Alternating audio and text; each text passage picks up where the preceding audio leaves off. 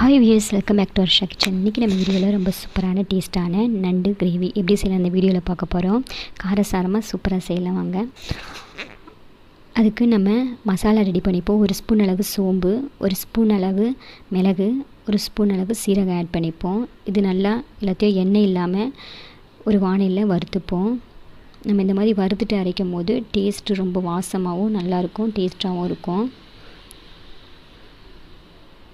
இப்போது இதை வந்து நம்ம பொடி பண்ணிவிடுவோம். இப்போ இதை பொடி பண்ணி ரெடி பண்ணியாச்சு. நெக்ஸ்ட்டு ஒரு பேனில் நம்ம வந்து ஆயில் சேர்த்துப்போம். ஆயில் நல்லா ஹீட் ஆனதோ 1 ஸ்பூன் அளவு சோம்பு ஆட் பண்ணிப்போம்.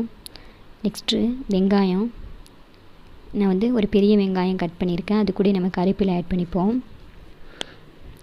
நெக்ஸ்ட்டு வெங்காயம் வந்து நல்லா குக் ஆகணும்.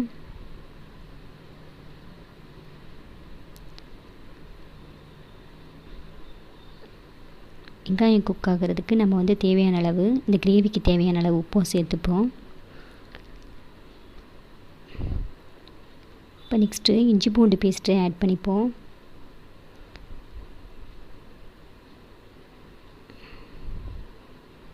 நான் வந்து 1 கப் அளவு இஞ்சி பூண்டு பேஸ்ட்டு ஆட் பண்ணியிருக்கேன். நெக்ஸ்ட்டு தக்காளி ஆட் பண்ணிப்போம். தக்காளி நல்லா குக் ஆகட்டும். இப்போ நம்ம மசாலாவை ஆட் பண்ணிவிடுவோம். 1 ஸ்பூன் அளவு சில்லி பவுட்ரு, மஞ்சப்பொடி, மல்லித்தூள், கொஞ்சம் கரம் மசாலா பொடி ஆட் பண்ணியிருக்கேன். இப்போ மசாலா எல்லாம் நல்லா ஒன்றா சேர்த்து தக்காளி வெங்காயத்தோடு மிக்ஸ் பண்ணிவிடுவோம்.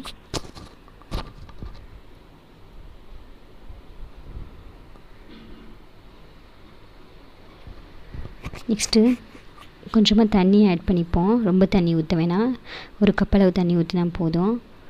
இந்த மசாலா வந்து வாசம் இல்லாமல் இருக்கிறதுக்கு நம்ம கொஞ்சம் தண்ணி ஊற்றி கொதிக்க வச்சுருவோம். இப்போ நான் 3 நண்டு எடுத்திருக்கேன். அதை நம்ம இந்த மசாலா சேர்த்துருவோம். சேர்த்து நல்லா நம்ம கொதிக்க வச்சுருவோம்.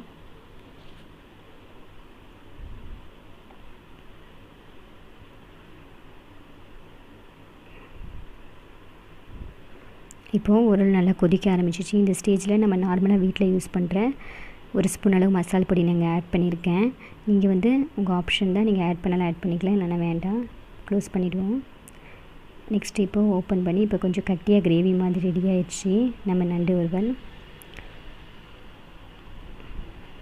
இப்போ நெக்ஸ்ட்டு நம்ம கடைசியாக நம்ம அரைச்ச இந்த மிளகு சீரக பொடி நம்ம ஆட் பண்ணிப்போம். ஆட் பண்ணிவிட்டு நம்ம கிரேவியோடு நல்லா மிக்ஸ் பண்ணிவிடுவோம். இது வந்து கடைசியாக ஆட் பண்ணிங்கன்னா நண்டு வறுவல் வந்து ரொம்ப வாசமாகவும் டேஸ்ட்டாகவும் இருக்கும். இப்போ சூப்பரான நம்ம நண்டு வறுவல் வந்து ரெடி ஆகிடுச்சு. பாருங்கள், நல்லா உள்ளெல்லாம் குக் ஆகி நல்லா ரெடி ஆகிடுச்சு. இந்த ஸ்டேஜோடு நம்ம அடுப்பை விட்டு இறக்கிடலாம் கொத்தமல்லி இலையை தூவி. ரெசிபி கண்டிப்பாக உங்களுக்கு பிடிச்சிருக்குன்னு நினைக்கிறேன். பிடிச்சிருந்தால் மறக்காமல் எங்கள் சேனலுக்கு சப்ஸ்கிரைப் பண்ணுங்கள். தேங்க்யூ.